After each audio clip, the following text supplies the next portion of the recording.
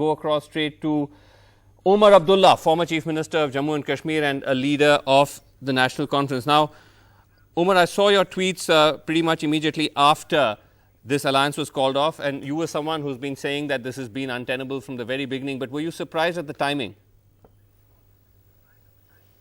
Yeah, the timing caught us by surprise.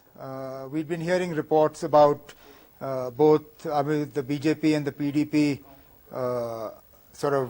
growing more and more distant, struggling to find common ground other than just remaining in power.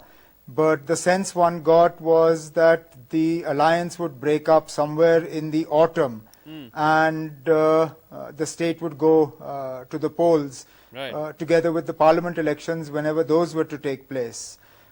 So, as I said, while we were expecting that this alliance wouldn't last the course, I wouldn't have bet any money at all on the alliance breaking up as quickly as it did today. And do you think that, and I think you tweeted this as well, that do you think that Mehbooba Mufti lost the opportunity to take the upper hand, the moral upper hand, by actually pulling the plug?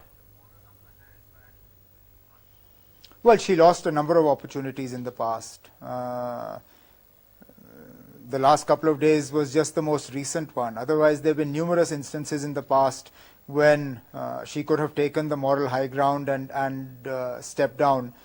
She chose not to, and instead, this is the first mover advantage. The BJP gets to claim the credit now that they sacrificed their government in the state for the larger interest, for the national interest, for whatever else. And Mehbooba Mufti is now scrambling to explain why she's no longer in power. Now, you've gone to the governor. You, I believe, have said that you want governor's rule. Is that correct? But that also you'd like elections to be held soon. That's correct. But just a few questions on that. Number one, do you actually think that it will help Kashmir to go through a spell of governor's rule? Well, I don't think there is an option other than governor's rule. The numbers in the assembly being what they are, and the sort of deep divisions, political, between the various parties that make up the assembly today, would make a viable, fresh alternative government out of this assembly almost impossible. The only other option is then a government that is formed by horse trading. That one of the larger parties, perhaps the BJP, right, starts trying to break away members from the PDP, the Congress, the National Conference, and then forms an alternative government. Now, none of these are neat options. Well, and as I said in my press conference, the National Conference... No, let me finish. The National Conference didn't have a mandate in 2014. We most certainly don't have a mandate today. So, this is, to my mind, the neatest option. That having been said, obviously we don't want an extended spell of governor's rule. Therefore, the sooner the assembly is dissolved, the sooner the signal goes out that yes, fresh elections will be conducted at the earliest possible moment, we can get on with preparing for those. Well, there was another option which was explored at the time of the elections, which was the possibility of a NC-PDP alliance, Congress-NC-PDP. Now, that's clearly off the table now, is it? It was off the table from the day Mufti Sayeed turned it down. It was a one-time offer. And again, I made this clear during the press conference. This wasn't an open offer to the PDP. It was a one-time offer at that time to keep the BJP out, because we knew how destructive that potential PDP-BJP alliance was going to be. I dare say that if Mufti Sayeed had accepted our hand of friendship at that time, which was completely unconditional, which did not involve the National Conference participating in government, I don't think things in the state would have reached the point where they have today. But that wasn't an open-ended offer. Okay, that was just a one-time offer. I'm only asking now because we're in a time when even if, Mayawati and the Akhilesh can come together, then why not NC and PDP? But you're saying that time is past. Yeah, that time has passed. If you were to apportion blame for this breakdown between the two, who would you think is more responsible? No, they're equally responsible. They were equal partners in power.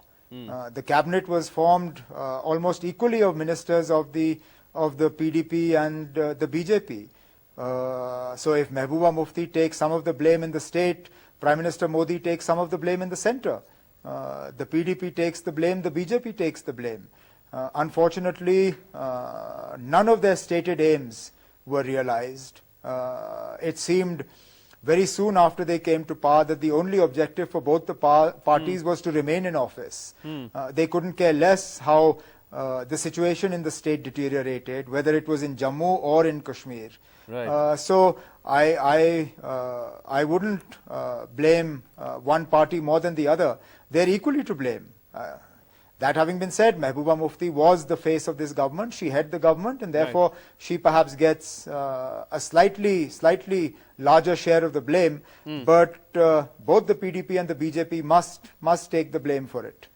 Last question to you. You say you don't want a long spell of president's governor's rule in perpetuity, which is fair enough. But given the extent of the unrest, given the fact that even a by-election has not been able to be held, how realistic is the chance of having early elections? Well, we don't know. I think we have to give time now for Governor Vohra to settle in, set up his administration with his advisors and others.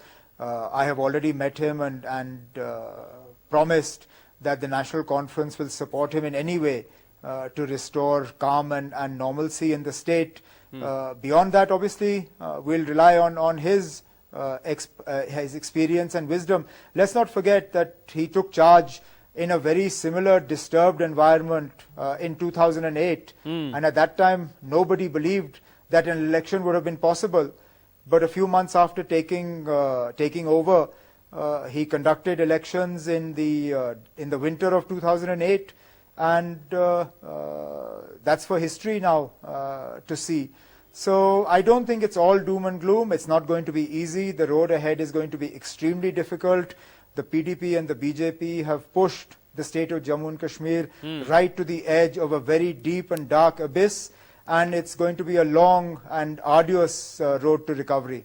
No, the concern I have is that, and this is really my last question to you, because and then I'll take this to panel, is that given how deeply divided the state is, the worry is that even if you have another set of elections, the results might be similar. I mean, it could perhaps be you in the pole position. You're the sort of single largest party.